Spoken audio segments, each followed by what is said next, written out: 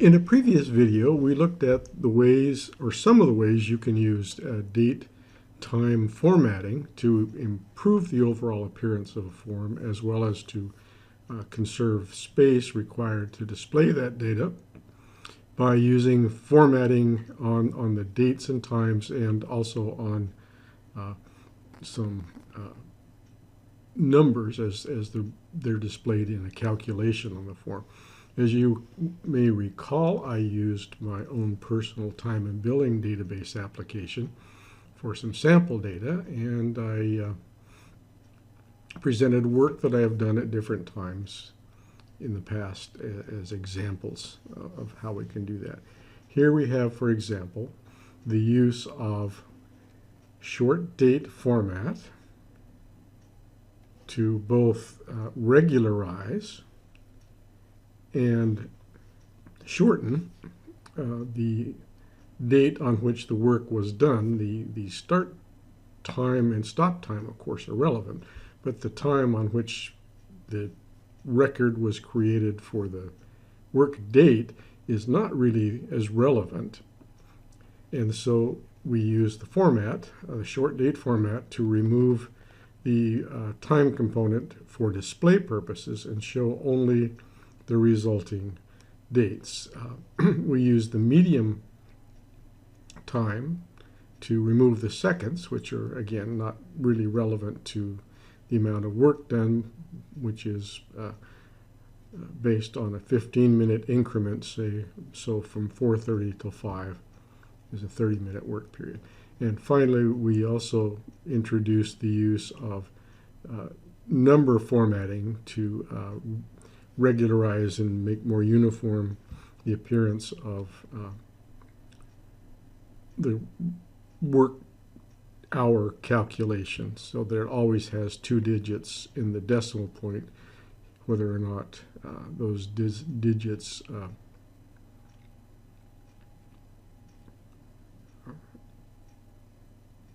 whether or not the resulting calculation returns a round number. This is an interesting one because it appears that at this point in time I was still billing to the exact minute and adopted the 15-minute increment sometime after 2010.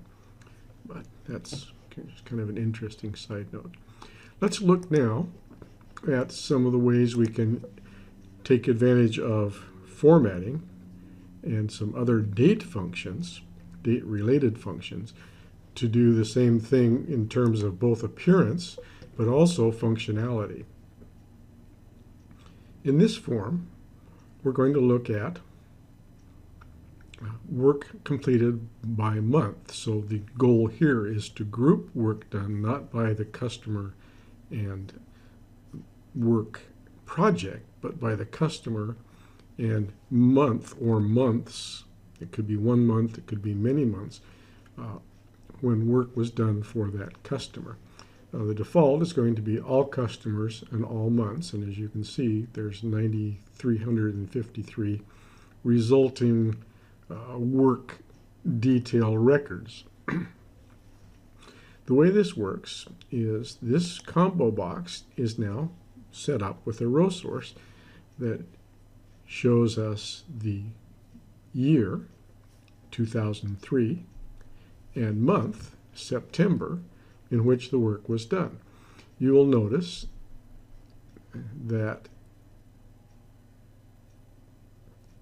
the months are the month names, and they are sorting according to the number of that month. For example, September is 9, October is 10, November is 11, December is 12. So even though alphabetically December would normally sort ahead of November, which would sort ahead of October, which would sort ahead of September, we have in the underlying query a different sort order applied so that we get the correct sequence logically, even though alphabetically it would not fall this way if we were to do it just by sorting on what we can see here. I'm going to pick a particular month. Let's sort down to a more recent work. July of 2018 is probably a good one. And as you can see, based on our original date saved, that is going to include both the date and time, and this would be July 11th, 2018, because we're using the US format, month, day, year. And that was the date, time on which that record was created, even though the actual work was done between 9 a.m. and noon. Again, at this point, I had adopted the 15-minute increment, so these are all going to round to an even 15 minutes, quarter hour.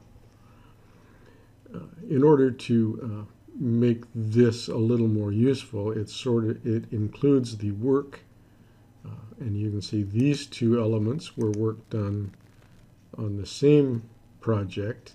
These 3, 4, 5, 6, 7, 8, 9 on the same project, 1 on this project, 1 on this project, and 1 on this project. So even though this work was all done in the month of July 2018, there are multiple projects represented and the work done for those projects. In the formatted subform, related to that same set of work details, we have the same work, same effort, but I added an additional column called work month, and it's formatted to display the month and year using the 3-character month abbreviation, and that's going to come before the year, so that the work month in this case is July 2018. Short date, again, represents the same value as here. These are taken from the same underlying field, just formatted differently for display using the short date format, medium time format, and again we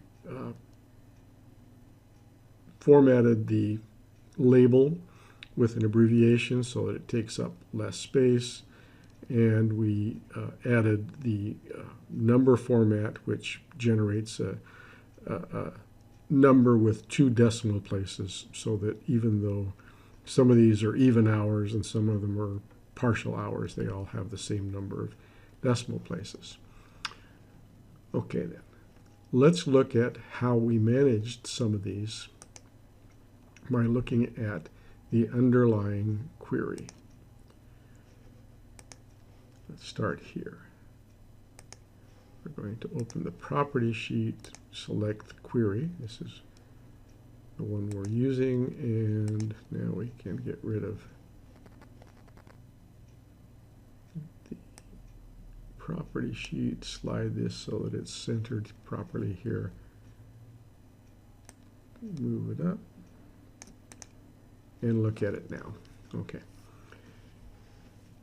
You can see several format and function components here in the way this query was constructed. Let's just start with the work month link. This is the link I'm going to use to select which month of work is going to display in the 2 subforms.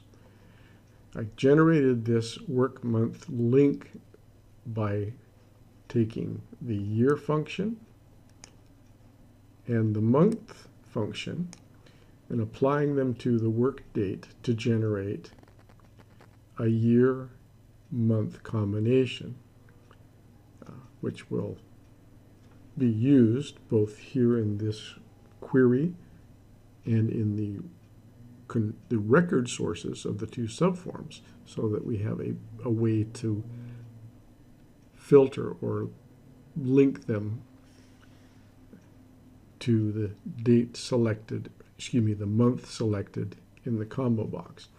Now, in order to make this work the way I wanted it to work, I did a couple of additional things. I used the right function in conjunction with a prepended 0 and selected the final two places. Now, right is one of the functions in Access. It takes the rightmost characters in a string. Notice I used the word string. That's critical to understanding what's going on here. I used the right function to get the two right characters or digits from the month prepended with a 0. In this way, I am able to get 01 instead of just plain 1 for January, 02 for February, 03 for March, and so on. That's important because when we're finished, we want a 6-digit string, which is always the same length, same number of digits, whether we have a month of 1 digit like June or a month of 2 digits like December, 12. Finally, we use the convert long or coerce long function to take this value that we generate as a string and convert it to a number. And we want to do that so that it is consistent between this combo box and the subforms. We want to make sure we're comparing numbers to numbers. For display purposes, we take the built-in format, or not a built-in format, custom format, excuse me there. The custom format on the work date formatted as year and month, and this time you'll notice that we used all 4 characters. That means we want to see the full name of the month spelled out completely. Now, we have 2 additional fields here, the year and the month, as individual components. The reason we want to do that is that we're going to use these in our order by clause.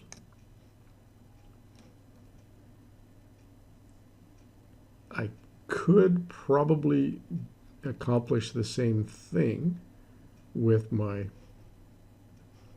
link field, but in order to make it very clear to you what's going on here with the conversion back and forth between dates and strings and numbers, that we want to use the year and the month as digits in order to sort them correctly from 1 through 12. In order to provide us with a sort of a default, which in this case is all months, we add a union statement which selects a dummy or default, the 0 year, 0000, and month 12. And month 12 was just an arbitrary selection on my part, so that I had something that I would recognize beyond just the 6 digits in the string. It was just a matter of, I would remember, I think, better than if I just tried to do all 6 digits. So we have work link, all months as the display month, 0000 as the work year, 12 as the work month. We're going to order by, again, work year and work month. The result of that is a query with 4 columns, the work month, work month length. Again, as I said before, this is a 6-digit number now, and it's uniformly 6 digits, even though some of the months, April, the 4th month, would ordinarily come back as 4. We want to make this a uniform 6-digit number. Because we're sorting on year and then month, the 0 year sorts to the top. Notice that Access recognizes that 0000 by itself as a number and removes the unnecessary leading zeros. It's only relevant in a string composed of digits. Stop, reinforce that idea a little bit here, even though it's slightly off topic. When we convert back and forth using format, the result is always a string, not a number. Even though in this case it's composed of 6 digits, this is a string and not a number. And you can see that in 2 ways. One is the fact that Access says, okay, this is a 4-digit number, but all 4 digits are zeros, so let's just show the important digit, the significant digit, which is 0. In this case, it's a string, so Access says, well, I have to honor whatever characters are presented in this string. Second thing we notice is that this is left aligned. These two are right aligned. Numbers right align in Access, strings left align. So again, that indicates clearly that this is now a string.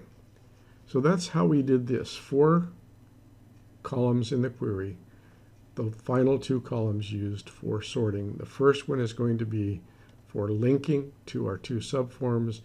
The second column is going to be the one we use to display. Close this up, look at property sheet, and you can see 4 columns, only the second one is visible.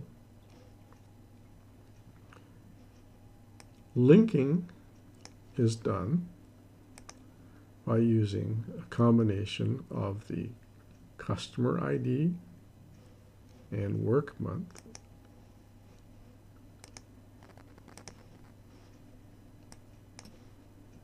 and the customer ID and work month length in these 2 subforms. Very quickly then, again, let's look at the query behind them. This one is a, let me adjust this a little bit so that it fits better on the screen.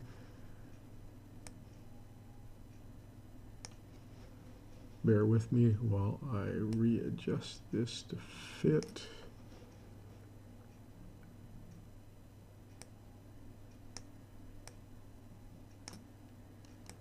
Okay, that should work better. All right, thank you for your patience. This is a 4 statement select, or a 4 select statement union in order to get all of the elements we need. First, we just have the basic select statement. It's going to bring back work ID, work name, work detail ID, work effort, that's the work done on that particular work, the date, the time, stop time, whether or not it's billable.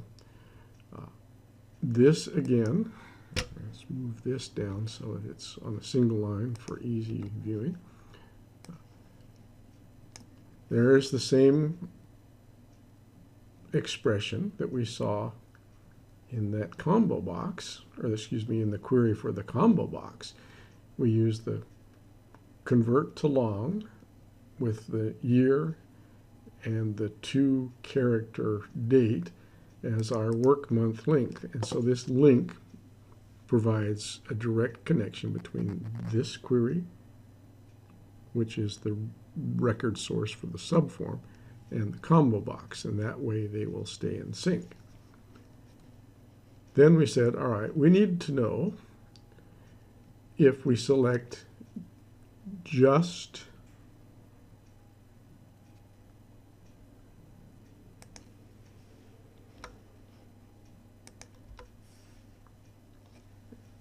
the 2 defaults, in this case 0 is the customer ID and 00012 as work month length. We're going to match all records. This option, again, provides 00012 as the work month length, but the customer ID is going to be the actual customer ID. So this will bring us back all work for a specific customer. This will bring all months. This will bring one customer. The next select statement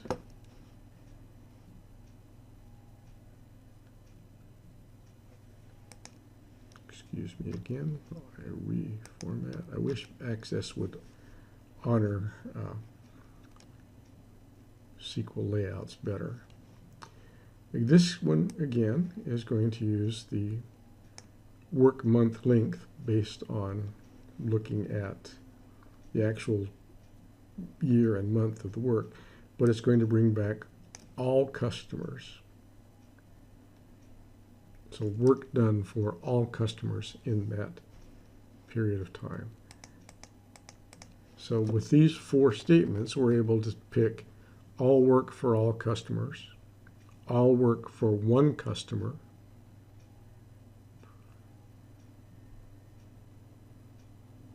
all customers for 1 month, and one customer for 1 month. Those are the four options that we get by doing it this way. And I'm going to save that, see if I can bring it back up here. Excuse me a second. Sometimes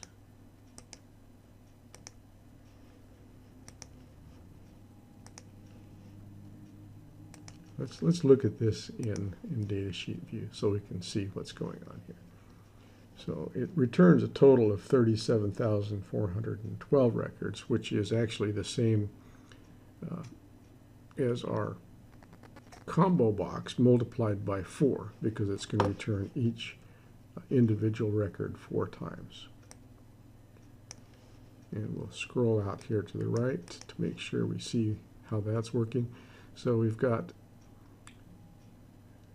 the default, which is all months for all customers, all months for one customer, 1 month for all customers, 1 month for one customer. And this work month length and customer ID combined will allow us to match whatever is selected in the customer combo and whatever is selected in the work month combo. That's really all we're doing with this form, combination of formatting for display and appearance and custom assignment of dates and time, or dates, months and years, in order to provide filtering that allows us to select a single customer for all work done. And you can see for this customer we did work in January and March of 2017. It looks like just 2 months. And again, we see only 2 months in the drop down, so if we select January, that's going to filter us to only the 2 work items completed in January, March. It's going to show us, that should show us 6 items done in March. Notice that in addition to the same dates, I added a display here for March 2017 to make it more clear what month. Again, this is an appearance thing that makes it a little more user-friendly. So with that, we have now looked at a combination of formatting and date functions. It's very quick and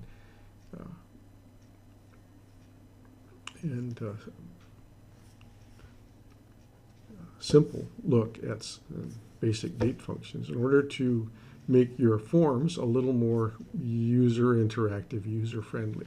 In later videos, we'll dive more deeply into some additional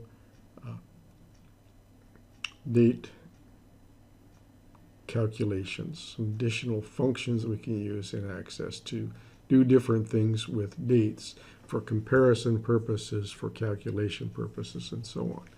Thanks for watching, and I'll see you next time.